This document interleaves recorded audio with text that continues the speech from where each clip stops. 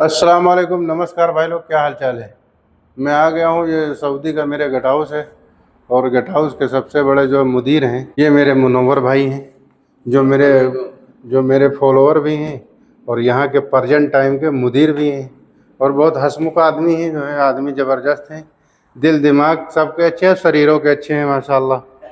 तो ये जो है भैया मेरे जो है सेठ का गरीब खाना है। ये गेट हाउस से नीचे भी है ऊपर भी है, तो मैं थोड़ा से जल्दी में हूँ तो इसलिए पूरा दिखा नहीं सकता। फिलहाल जो है नेक्स्ट वीडियो में नेक्स्ट बार अगर यहाँ आना होगा तो रूम भी दिखाएंगे।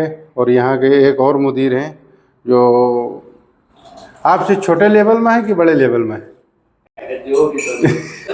मतलब दोनों जने की ड्यूटी जो है रात और दिन की है, तो दोनों जने सेम हैं। बस लाइक फॉलो करते रहो। कुछ कहना है मुनव्वर भाई? या फॉलो और शेयर करो इनको भाई। ओके भाई, बाय, लव यू।